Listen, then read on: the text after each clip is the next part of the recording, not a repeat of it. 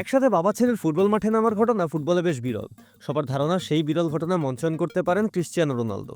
Football তারকা Cristiano Ronaldo সম্প্রতি তার ইউটিউব পডকাস্টে মিস্টার বিস্টকে আমন্ত্রণ জানিয়েছেন।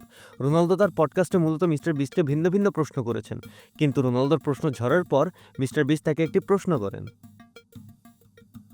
মিস্টার বিস্ট তাকে প্রশ্ন করেন যে রোনালদো কি তার ছেলের সাথে পেশাদার ফুটবল খেলবেন কিনা। এই প্রশ্নটি শুধু মিস্টার বিস্টের একার নয়, এই প্রশ্নটি যেন হাজারো ফুটবল ভক্তের। আসলেই তো, রোনালদো ৩৯ বছর বয়সে যেভাবে মাঠে দাপট দেখিয়ে বেড়াচ্ছেন, তাতে ভক্তদের মনে এমন প্রশ্ন আসাটাই স্বাভাবিক। রোনালদো এই সম্ভাবনাকে অস্বীকার করেননি, বরং তিনি জানিয়েছেন সম্ভাবনার কথা। তার শরীর কেমন সাড়া দেয় তার উপর নির্ভর করবে সবকিছু। তিনি বলেন, হয়তো আমার ছেলে এখন ১৪ বছর বয়সী, তো দেখা যাক আমার পা আমাকে কতটা সহযোগিতা করে।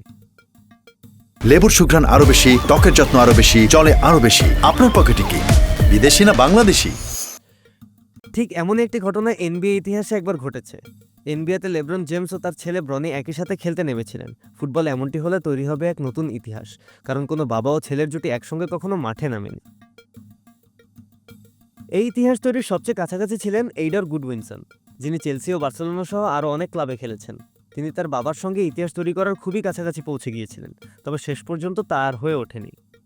তবে তারা আইসল্যান্ড জাতীয় দলের হয়ে একটি আন্তর্জাতিক প্রীতি ম্যাচে একটি অনন্য ঘটনা মঞ্চায়ন করেন, যেখানে বাবা মাঠ থেকে বের হলে তার জায়গায় ছেলে নামেন।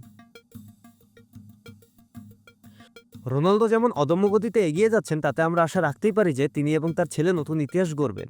রেকর্ড বইয়ে নতুন আঁচড় কাটতে রোনালদোর ঝুড়ি মেলা ভার।